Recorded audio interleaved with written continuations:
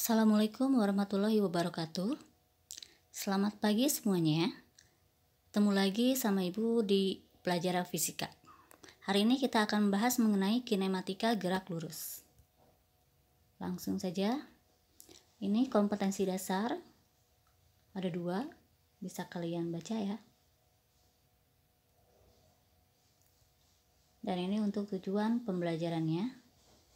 Menerapkan konsep GLB, GLBB dan menentukan jarak tempuh. Nah, ini yang pertama, apa ya itu kinematika? Nah, kinematika itu merupakan cabang ilmu fisika yang mempelajari tentang gerak tanpa mempermasalahkan penyebabnya.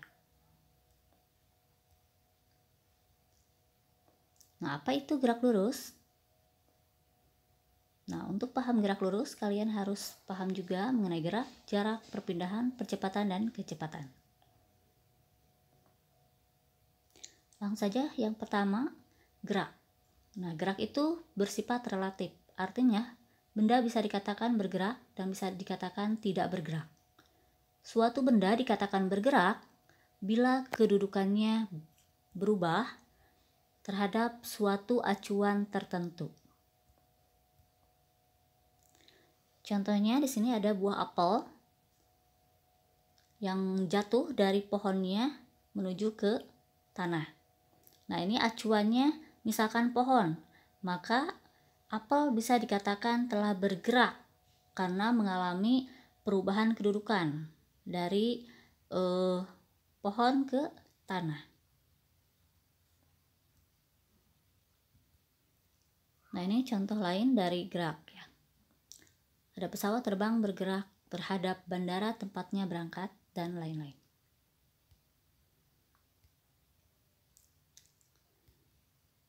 Nah, gerak ini ada beberapa jenis. Ada gerak lurus, ada gerak melingkar, dan ada gerak parabola. Gerak lurus adalah gerak yang lintasannya berupa garis lurus. Gerak melingkar adalah gerak yang lintasannya berupa lingkaran. Dan yang terakhir, gerak parabola adalah gerak yang lintasannya berupa setengah lingkaran. Nah, langsung saja besaran-besaran pada gerak. Yang pertama, jarak dan perpindahan. Untuk jarak adalah panjang lintasan total yang ditempuh oleh suatu benda, di mana jarak merupakan besaran skalar. Berarti, kalau skalar, jarak itu hanya memiliki nilai, tidak memiliki arah. Contohnya di sini, seseorang ini berangkat dari rumah menuju ke pasar. Nah, di mana panjang lintasan dari rumah ke pasar 200 meter. Nah, dari pasar dia kembali lagi ke rumah. Maka berapa ya jarak yang ditempuh oleh orang tersebut? Nah, ini jarak yang ditempuh oleh orang tersebut adalah 400 meter. Dari mana? Nah, ini tadi lintasan yang ditempuh oleh orang tersebut ada 2.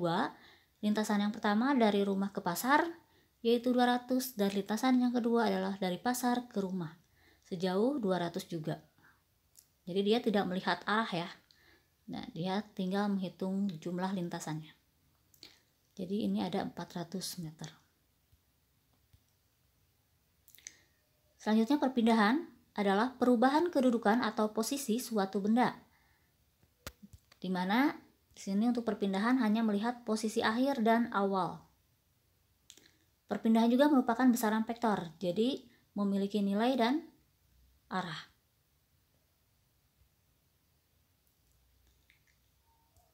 Nah, misalkan di sini ada sebuah mobil berangkat dari posisi A ya.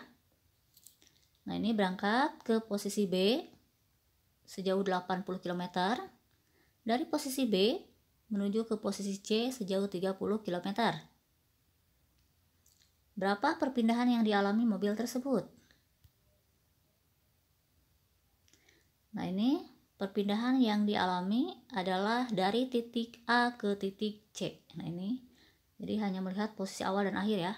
Tadi posisi awalnya di titik A, posisi akhirnya titik C. Berarti tinggal hitung panjang dari A ke C saja. Yaitu A ke C sama dengan ini dari A ke B yaitu 80 dikurangi B ke C 30. Jadi hasilnya 50 km. Itu besarnya, dan arahnya yaitu dari A ke C berarti ke timur.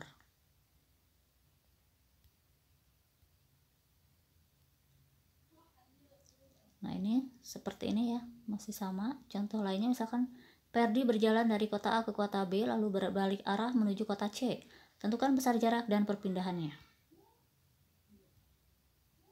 Nah, yang pertama jarak tempuh, di mana lintasan yang ditempuh oleh Ferdi ada dua. Yang pertama dari A ke B yaitu panjang lintasannya 13 satuan. Ini tinggal hitung ya ininya ya, 13 satuan. Nah, yang lintasan yang kedua dari B ke C yaitu sejauh 4 satuan. Nah, ini untuk jarak tinggal dihitung lintasan totalnya. Lintasan yang pertama dari A ke B, lintasan yang kedua dari B ke C.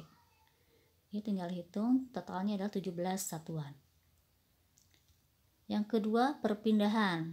Nah, untuk perpindahan, simbolnya ini delta S. Nah, ini hanya melihat posisi awal dan akhir. Nah, untuk menghitung perpindahan bisa dihitung dengan persamaan posisi akhir kurangi posisi awal. Posisi akhir ini di C, berarti XC dikurangi posisi awal, ini XA. Nah, ini XC-nya itu ada di C-nya itu ada di titik 9 ya, dan A-nya itu ada di titik posisi 0. Sehingga 9 kurangi 0 itu 9 satuan. Atau kita tinggal hitung ini ya, jarak ininya ya. Ini ada 9 satuan. Nah, itu untuk jarak dan perpindahan. Contoh lainnya, seseorang berjalan ke barat sejauh 5 meter, kemudian berbelok ke selatan sejauh 3 meter, dan setelah itu anak tersebut melanjutkan perjalanan ke arah timur sejauh 9 meter. Hitunglah jarak dan perpindahan anak tersebut. Nah, kita yang terlebih dahulu tulis dulu yang diketahui. Di sini ada 3 lintasan yang ditempuh oleh orang tersebut. Lintasan yang pertama ini 5 meter, lintasan yang kedua 3 meter, lintasan ketiga 9 meter. Tanyakan jarak yaitu S dan perpindahan delta S. Nah, sebelumnya kita harus gambarkan dulu diagramnya. Nah, tadi posisi awalnya di ini ya, di tengah, berjalan ke barat berarti ke sini. Nah, ini 5 meter S1, kemudian ke selatan 3 meter, kemudian ke timur 9 meter. Nah, untuk jarak berarti tinggal hitung lintasan totalnya. Ini lintasannya ada 3 ya, S1, S2, S3. Tanpa melihat arah, ini langsung dijumlahkan saja, hasilnya 17 meter. Sedangkan untuk perpindahan tadi hanya melihat posisi awal dan akhir. Awalnya di sini ya, dan akhirnya di sini, tinggal tarik garis lurus. Nah, ini adalah besar delta S. Bagaimana cara mencari delta S? Nah, ini kita tinggal cari dengan persamaan Pythagoras. Rumus Pythagoras. Nah, ini ya, delta S sama dengan, berarti ini kita hitung S ini sama dengan S2 ya, 3 meter, dan ini yaitu S3 kurangi S1 berarti 9 kurangi 5 berarti ini 4. Berarti delta S sama dengan 3 kuadrat ditambah 4 kuadrat. Hasilnya 5 meter. Yang kedua, kelajuan dan kecepatan. Nah, ini untuk kelajuan dan kecepatan memiliki perbedaan. Yang pertama, kelajuan itu besaran skalar, sedangkan kecepatan vektor. Untuk kelajuan merupakan perbandingan antara panjang lintasan atau jarak yang ditempuh terhadap waktu yang diperlukan, sehingga persamaannya Pi sama dengan S per T. Sedangkan vektor adalah perbandingan antara perpindahan terhadap waktu yang diperlukan, sehingga persamaannya delta S per T. Untuk simbolnya sama, Pi kecil ya. Satuannya juga sama, meter per second. Contohnya seperti ini, seorang siswa berjalan 4 meter ke timur selama 1 second lalu berbelok ke utara sejauh 3 meter selama 1 second. Tentukan kelajuan rata-rata dan besar kecepatan rata-rata siswa tersebut. Nah, ini kita gambarkan diagramnya. Pertama ke arah timur, ini 4 meter, kemudian ke utara 3 meter. Nah, ini waktu tempuh yang totalnya ya. Tinggal dijumlahkan. Lintasan pertama itu tadi 1 second, lintasan kedua 1 second, berarti tinggal dijumlahkan 2 second.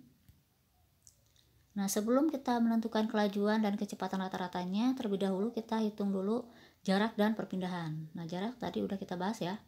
Jarak itu kita tinggal hitung lintasan total. Ini ada 2 lintasan, S1 dan S2. Tinggal dijumlahkan saja, hasilnya 7 meter. Dan untuk perpindahan, ini posisi awalnya di tengah, ini posisi akhir, berarti ini delta S-nya atau perpindahannya. Nah, ini berdasarkan Pitagoras, berarti delta S sama dengan 4 kuadrat tambah 3 kuadrat. Hasilnya 5 meter.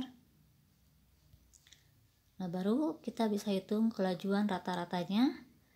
Nah, ini ingat kelajuan rata-rata, maaf, untuk rata-rata pakai simbol bar ya, pi bar. Pi di atasnya pakai garis. Nah, untuk kelajuan rata-rata persamaannya adalah ini S per T, yaitu jarak. Tadi jarak 7 per T, T-nya tadi 2 second. Berarti kelajuan rata-rata itu adalah 3,5 meter per second. Yang kedua, kecepatan rata-rata. Nah, ini persamaannya adalah pi bar sama dengan ini, delta S per T, perpindahan per waktu.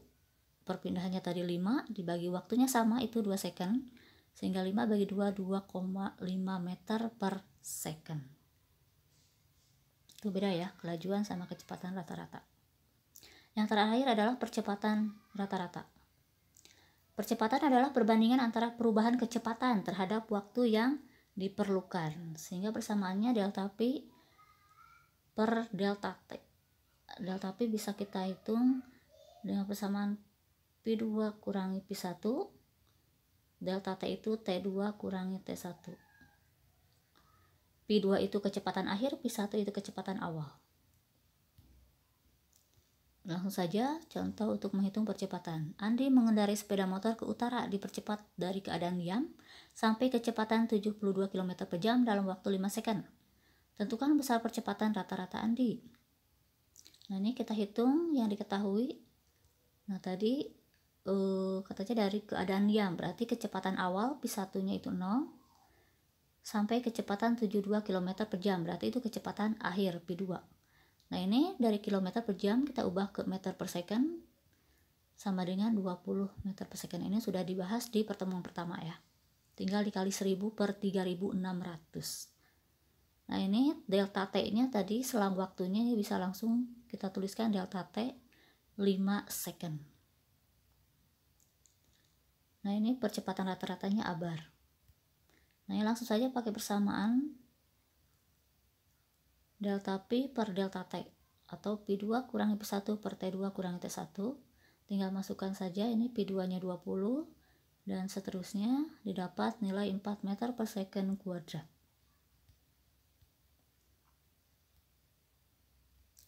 Nah, untuk gerak lurus di sini ada dua macam, ada gerak lurus beraturan atau GLB dan gerak lurus berubah beraturan. Perbedaannya apa ya? Nah, kita bahas satu persatu. Yang pertama, gerak lurus beraturan atau GLB, yaitu gerak benda pada lintasan lurus dengan kecepatan yang tetap. Nah, ciri-cirinya ada dua. Yang pertama, kecepatannya tetap atau konstan. Nah, karena kecepatannya tetap, maka tidak memiliki percepatan. Berarti A-nya sama dengan 0. Dan persamaannya cuma ada satu ya, ini, yaitu P sama dengan S per T. Atau kecepatan itu sama dengan jarak per waktu. Nah, contoh GLB dalam kehidupan sehari-hari, contohnya misalkan di situ gerak mobil di jalan tol yang cenderung kecepatannya tetap dan seterusnya. Bisa dibaca ya. Dan untuk grafiknya di sini bisa kalian lihat. Grafik yang pertama, kecepatan terhadap waktu, ini grafiknya seperti ini ya, mendatar. Ini artinya kecepatannya itu tidak bergantung pada waktu. Dan untuk yang grafik yang kedua, S terhadap T, yaitu linear ya, miring. seperti itu. Yang kedua, selanjutnya contoh soal untuk GLB. Misalkan ini soalnya ya. Seseorang mengendarai mobil dengan kecepatan tetap 15 meter per second. Tentukan A jarak dan B waktu. Kita masukkan dulu yang diketahui tadi, kecepatan yaitu P 15 meter per second. Ditanyakan, nah A jarak itu second, simbolnya S kecil, 4 second dan 5 second berarti itu T kecil. Dan B waktu yang diperlukan berarti T kecil dengan jaraknya itu 3 km dirubah ke meter jadi 3000 meter.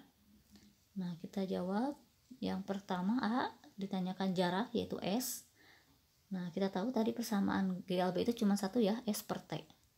Kalau ditanyakan S jarak berarti Pi kali T. Nah, ini tinggal dimasukkan nilainya. Pi itu 15 kali T-nya itu tadi 4 sama dengan 60 meter. Untuk yang kedua, dalam 5 second tadi tinggal masukkan 5, hasilnya 75 meter. Dan yang B, menentukan waktu. Nah, waktu berarti S dibagi dengan Pi, S-nya itu 3000, nah ini Pi-nya 15, jadi 200 second. Lanjut, gerak lurus berubah beraturan atau GLBB, yaitu gerak benda pada lintasan lurus dengan kecepatan yang berubah secara beraturan. Jadi ciri-ciri GLBB itu ada dua, yaitu pertama kecepatannya berubah secara beraturan, dan yang kedua kecepatannya konstan atau tetap. Nah, kemudian ini persamaan untuk GLBB di sini ada 3 ya. Bisa kalian lihat sendiri, di situ ada P0, ada P0 itu kecepatan awal, P itu kecepatan akhir, dan seterusnya. Nah, untuk GLBB ini ada GLBB yang dipercepat, ada yang diperlambat. Nah, untuk yang dipercepat itu terjadi ketika kecepatannya bertambah atau semakin besar. Dan GLBB yang diperlambat terjadi apabila kecepatannya berkurang atau semakin kecil. Nah, ini dalam kehidupan sehari-hari contoh GLBB yang dipercepat, misalnya gerak jatuhnya buah dari pohon, gerak benda saat turun di bidang miring, dan seterusnya. Untuk yang diperlambat, ini kebalikannya saja ya. Contohnya misalkan melempar benda ke atas, dan seterusnya. Nah, ini untuk grafik GLBB.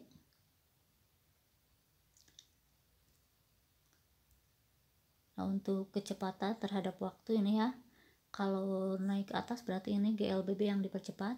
Nah, ini bisa juga seperti ini untuk Pi terhadap T. Bisa juga menurun, berarti ini GLBB yang diperlambat. Nah, ini masih GLBB. Nah, ini ada gerak vertikal. Nah, ini persamaan gerak vertikal ya untuk di titik tertinggi. Nah, ini misalkan gerak vertikal ini dari melempar benda dari posisi A ke posisi B. Nah, ini bisa kita hitung waktu naiknya atau ketinggian maksimum dan seterusnya. Ini bisa kalian lihat ya.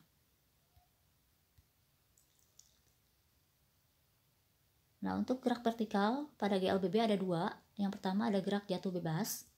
Gerak jatuh bebas itu yaitu gerak GLBB yang dipercepat, di mana tidak memiliki kecepatan awal. Nah, ini ya ciri-cirinya, P0-nya atau kecepatan awalnya 0, dan percepatannya itu sama dengan percepatan gravitasi karena searah dengan arah gravitasi, jadi dipercepat. Nah, berdasarkan persamaan GLBB yang 3 tadi, maka bisa diturunkan persamaan untuk gerak jatuh bebas ada 3 juga. Seperti itu ya. Dan yang kedua, gerak vertikal ke atas dan ke bawah. Nah, ini ya, ini persamaan untuk gerak vertikal ke atas dan ke bawah. Untuk positif ini kalau misalkan geraknya ke bawah karena dipercepat, dan negatif itu kalau gerak vertikal ke atas karena diperlambat, dimana berlawanan dengan arah gravitasi bumi. Nah, ini bisa simpulkan ya, GLBB itu ada gerak jatuh bebas dan gerak vertikal ke bawah, yaitu dipercepat, dan gerak vertikal ke atas yang diperlambat.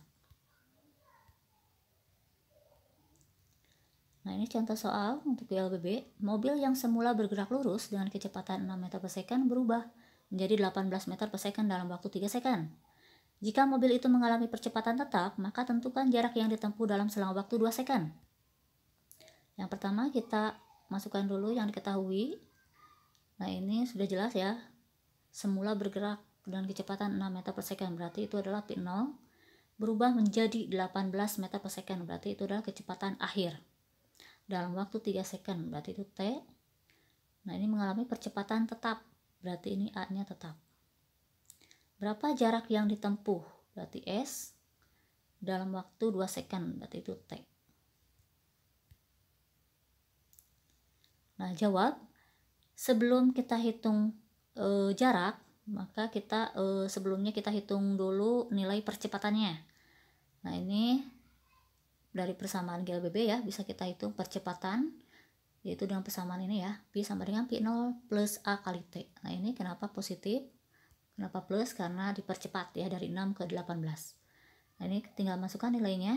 P-nya itu tadi kecepatan akhir 18, P0-nya 6, T-nya itu 3. Nah, ini didapat percepatannya 4 meter per second kuadrat.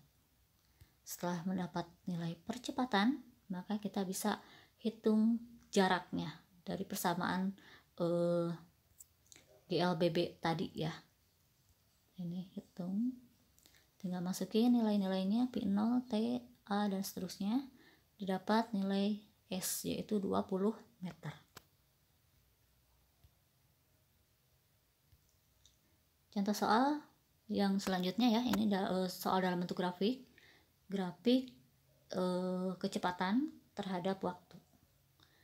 Nah, ini diminta tentukan jarak yang ditempuh benda mulai awal sampai akhir. Nah, perlu kita ketahui kalau dari grafik P terhadap T untuk menghitung jarak, nah ini kita tinggal hitung jarak itu atau S itu adalah sama dengan luas di bawah grafik. Ya, luas di bawah grafik. Berarti ini grafiknya ada 3. Nah, berarti ini jarak totalnya itu adalah luas bangun tersebut. Nah, ini S sama dengan luas grafik. Nah, di sini kita bisa bagi ya bangun ini menjadi 2. Misalkan yang pertama ini, bangun ini yang pertama segitiga dan yang kedua berarti ini adalah trapesium. Ini 1, ini 2 ya, trapesium. Nah, nanti luas grafik ini ada 2, berarti tinggal kita jumlahkan nanti ya jarak totalnya. Nah, kita hitung S1 dulu. Ini yang segitiga, luas segitiga itu adalah luas segitiga setengah alas kali tinggi. Ini alas ya, kali tinggi. Nah, alasnya ini segitiga ini adalah dari 0 ke 4. Ini 4 ya. Dari 0 ke 4. Berarti alasnya 4 kali tinggi. Tingginya dari sini ke sini. Nah, ini berarti dari 0 ke 10 berarti 10. Nah, dapat 20 meter. Sekarang luasan yang kedua yaitu yang trapesium. Nah, luas trapesium itu adalah setengah kali A plus B kali T. A plus B itu adalah sisi yang sejajar ya. A nya ini yang sejajar ini, yang atas ini sama yang bawah ini. Ini A, ini B. A nya itu yaitu dari ini ya, berarti dari 4 ke 6, berarti 4 ke 6 itu adalah 2, dan B itu yang bawah dari 4 ke 8. Nah, ini 8, berarti 8 kurangi 4, 4. Ini tinggal dihitung hasilnya 30 meter. Jadi kita jumlahkan jarak totalnya yaitu 20 tambah 30 hasilnya 50 meter.